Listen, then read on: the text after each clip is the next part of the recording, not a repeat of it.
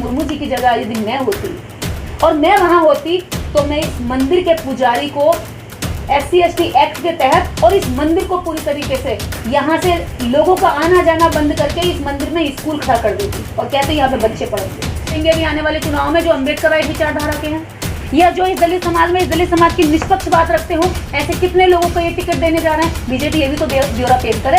ये थोड़ी है कि SC के नाम पे ऐसे लोगों को आप हमारे सर पे बिठा दो जिनको पता ही नहीं है कि SC होता क्या चीज़ है, उन्हें पता ही नहीं है कि SC की लड़ाई क्या लड़नी है और ट्राइबल की लड़ाई क्या लड़नी है, उन्हें पता ही नहीं है कि OBC के अधिकार क्या चीज़ है। हमें आता है दर्शन करके वो झाड़ू खुद लगा के जाता है, यानी कि हम उससे ही सफाई करवाते हैं। ये काहे के लिए जाना चाहिए? मुझे तो लगता नहीं कि ऐसी जगह आप जाएं जहाँ पे आपको नीचा दिखाया जाए, छोटा दिखाया जाए। डॉक्टर अम्बेडकर तो कभी नहीं गए, बाबा साहब ने तो कभी नहीं कहा कि मंदिरों में जाओ।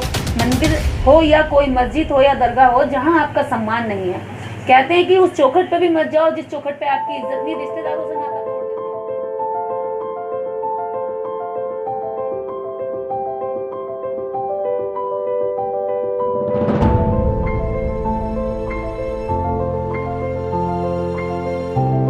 किस तरह देखती हैं आप जैसे पूर्व राष्ट्रपति कोविंद मंदिर में गए, उनको घुसने नहीं दिया गया, उन्होंने बहाना बनाया मेरे और मेरी बीवी के घुटनों में दर्द था। लेकिन वर्तमान में जो राष्ट्रपति हैं द्रौपदी मुर्मू जी, उनको भी मंदिर में जाने से रोका गया, लेकिन उनकी तरफ से कोई आधिकारिक बयान नहीं आया है। उनके घुटनों में दर्द है या मंदिर का मामला है, क्या कैसे देखते हैं इसको? इसमें द्रौपदी मुर्मू जी का तो बयान नहीं आया, लेकिन मंदिर का जो पुजारी है उनका बयान आया। उन्होंने कहा है कि हमारे यहाँ जो बीजेपी के मंत्री और सांसद हैं उनको गर्भगृह में प्रवेश इसलिए दिया गया क्योंकि हमने उनको बुलाया था। लेकिन द्रौपदी मुर्मू जी को गर्भगृह में हमने इसलिए एंट्री नहीं दी क्योंकि वो बिन बुलाई मेहमान थी, यानी कि हमने बुलाया नहीं था। अगर ऐसा बयान एक राष्ट्रपति के लिए एक पुजारी दे रहा है, महज एक मंदिर का पुजारी और पूरे राष्ट्र का एक सर्वोच्च नागरिक जिसको राष्ट्रपति कहा जाता है, उस व्यक्ति के लिए दे रहा है। ये केवल एक व्यक्ति ही नहीं है, एक पद के लिए भी गाली है, देश के समस्त नागरिकों के लिए एक सवाल है, देश के समस्त नागरिकों की ये बेइज्जती है। यहाँ पर द्रौपदी मुर्मू जी की जगह यदि मैं होती और मैं वहां होती तो मैं इस मंदिर के पुजारी को SC/ST एक्ट के तहत और इस मंदिर को पूरी तरीके से यहाँ से लोगों का आना जाना बंद करके इस मंदिर में स्कूल खड़ा कर देती और कहते यहाँ पे बच्चे पढ़ेंगे और संविधान की भाषा पढ़ेंगे। ये धर्म की भाषा ऐसी नहीं पढ़ेंगे कि जो ऊंचा है वो ऊंचा रहेगा, जो नीचा है वो नीचा रहेगा, जन्म के आधार पर ऊंच नीच माना जाएगा। ऐसे धर्म की बात पढ़ेंगे जो जहाँ कहे कि इसका दर्द भी मेरा दर्द है, इसको भी ठीक करूंगा और मैं अपना भी ठीक करूंगा। ये धर्म नहीं है, ये घोर अधर्म है, जहाँ पर एक राष्ट्रपति बनने के बाद भी इस देश की ट्राइबल महिला, SC महिला, SC पुरुष इनकी नजरों में नीचा रह जाता।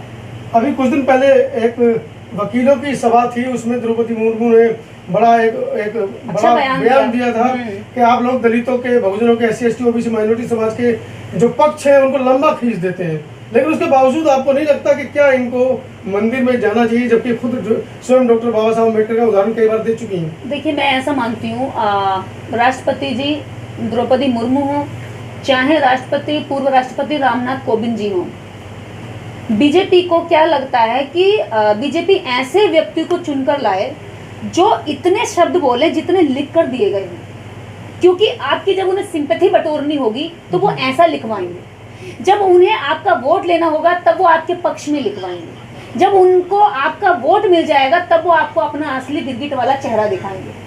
आप बताइए, इस देश में कैबिनेट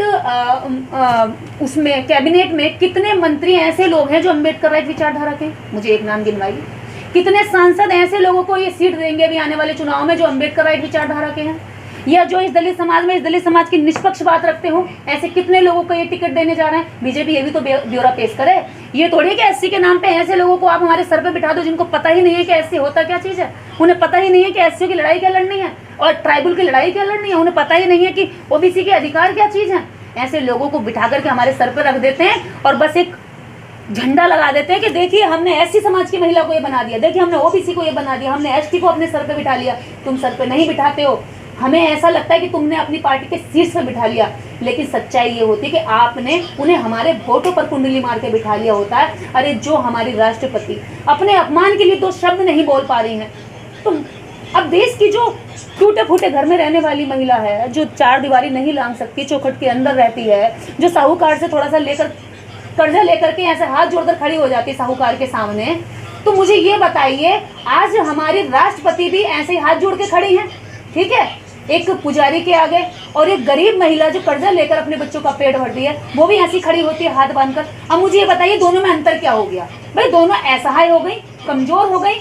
एक राष्ट्रपति पद पर रहने वाली महिला भी अगर इतनी कमजोर अपने आप को दिखाएंगी तो बाकी महिला को क्या संदेश जाएगा? मुझे नहीं लगता कि इनको देख करके बाकी नागरिकों में कॉन्फिडेंस आएगा, या वो ये सोचेंगे कि यहाँ पर हमें सवाल करना चाहिए। जब देश का सर्वोच्च नागरिक नतमस्तक है और असहाय खड़ा है, कमजोर की तरह खड़ा है, पीड़ित खड़ा है, शोषित बनकर खड़ा है, तो वो शोषितों की आवाज़ उठाने के लिए कितना अंदर से मजबूत होगा, ये तो आप लोगों को सोचने की जरूरत है। लेकिन ऐसे मामले में देश के जो SC ST OBC माइनॉरिटी समाज के जो नेता हैं, जो प्रतिनिधित्व करते हैं इस बड़े समाज का, उनकी चुप्पी कहीं ना कहीं संदिग्ध नजर आती है। देखिए ये आप ये बताइए, आप उन नेताओं से बात क्यों करेंगे? वो नेता राष्ट्रपति जी की लड़ाई क्यों लड़े? आप सवाल कीजिए ना। वो नेता राष्ट्रपति जी की लड़ाई क्यों लड़े? राष्ट्रपति जी खुद में सक्षम नहीं है? राष्ट्रपति जी खुद में सक्षम नहीं है क्या जो वो लड़ेंगे अपनी लड़ाई? यहाँ पे नेता जब गरीब जनता की लड़ाई नहीं लड़ रहे तो यहाँ राष्ट्रपति जी की लड़ाई क्यों लड़ेंगे? यहाँ तो गरीब जनता के इतने मुद्दे जिन पे लड़ने के लिए नेता यहाँ पे बोलते नहीं है। सबसे बड़ी बात यह है कि राष्ट्रपति जी खुद अपने आप में सक्षम है। आज हमें जो बात बोलनी पड़ रही है, इससे पहले राष्ट्रपति जी को एक्शन ले लेना चाहिए, लेकिन अफसोस ये है कि हम उनके लिए बुराई ले रहे हैं, जिसमें हमारा कोई रत्ती भर लालच नहीं है। लेकिन स्वतंत्र नागरिक होने के नाते आप जैसे मीडिया लोगों पे भी गाज गिर सकती है कि आप ये बात चला रहे हैं। वो अपने अपमान से आहत नहीं हुई, लेकिन देश की जनता और जागरूक नागरिक आहत हो रहे हैं। ये कैसी भावना है कि आपकी अब आज भावनाएं आहत नहीं हो रही हैं? अगर अभी आप सवाल खड़ा कर देंगे तो उनकी भावनाएं आहत हो जाती हैं, जमीन पे गिर जाती हैं। लेकिन आज किसी की भावना आहत नहीं हो रही कि एक मंत्री और एक MP MLA तक को मंदिर के अंदर जगह दे दी जाती है, लेकिन एक राष्ट्रपति को एक बैरियर के साथ एक बैरिकेड्स के पीछे रखा जाता है। ये बताया जाता है गर्भगृह में आप नहीं जाएंगे। मंदिर का पुजारी खुद कह रहा है कि हमारे यहाँ जो भी हमारे मंदिर में आता है दर्शन करके वो झाड़ू खुद लगा के जाता है, यानी कि हम उससे ही सफाई करवाते हैं। ये काहे के लिए जाना? फिर मुझे तो लगता नहीं कि ऐसी जगह आप जाएं जहाँ पे आपको नीचा दिखाया जाए, छोटा दिखाया जाए। डॉक्टर अम्बेडकर तो कभी नहीं गए, बाबा साहब ने तो कभी नहीं कहा कि मंदिरों में जाओ। मंदिर हो या कोई मस्जिद हो या दरगाह हो, जहाँ आपका सम्मान नहीं है, कहते हैं कि उस चौखट पे भी मत जाओ जिस चौखट पे आपकी इज्जत नहीं। रिश्तेदारों से नाता तोड़ देते हैं लोग, करीबी रिश्तेदारों के घर जाना छोड़ देते हैं अगर वहाँ इज्जत नहीं मिलती। कि तुम मंदिर है, यहाँ काहे जा रहे हो जब तुम्हारा कोई सम्मान ही नहीं है? तो आप तो ऐसी कहती रहती है, लाखों लोगों की भावनाएं भड़काती रहती है। मैं ऐसे नहीं कह रही। वो लोग कह रहे हैं कि हिंदुत्व की रक्षा करनी है, हिंदू राष्ट्र हम बनाने जा रहे हैं, तो कैसे करेंगे? हिंदुत्व की रक्षा कैसे होगी? मंदिर के बाहर खड़े होकर कैसे होगी बताइए? लड़ाई के युद्ध के बाहर ही रख करके आप योद्धा कैसे बना सकते हैं? इस देश में जब मुगल आए, यहाँ अंग्रेज आए, क्यों यहाँ पर राज हुआ, क्यों उनका शासन हुआ? इसीलिए उन्होंने 600 साल राज किया, क्योंकि इन्हें पता था कि लड़ने के जो इनके खाने के चूल्हे अलग हैं, इनके मंदिर अलग हैं, इनके शिवालय पूजा करने के ग्रह अलग हैं। इसीलिए तो वो शोषण कर पाए, इसीलिए तो वो राज कर पाए, इसलिए तो इन पर आक्रमण कर पाए। आज तुम मंदिर की और धर्म की रक्षा तो करवा रहे हो, लेकिन उस घर की रक्षा कोई क्यों करेगा जिस घर में एंट्री ही नहीं है? आप बताइए, जिस घर में मैं आपको अंडर एंट्री नहीं दूंगी, जिस घर के AC का सुख नहीं उठाने दूंगी, रजाई गद्दे और सर्दी गर्मी और धूप से नहीं बचाऊंगी, बरसात से नहीं बचाऊंगी, उसमें एंट्री नहीं हो सकती, तो फिर आप उस घर को बचाएंगे या नहीं बचाएंगे? बताइए, क्या उसको बचाने के लिए आपके अंदर भावनाएं आएंगी? भावनाएं नहीं आएंगी भाई साहब। अगर हम किसी भी चीज़ में हमारा कोई भी हक नहीं है, अधिकार नहीं है, सम्मान नहीं है, तो हम उसको क्या करेंगे बचा करके? क्या ये धार्मिक लोग जो बनते हैं, क्या ये बचाएंगे? अगर हम कहें कि आज डॉक्टर अम्बेडकर की विचारधारा को बचाएंगे क्या?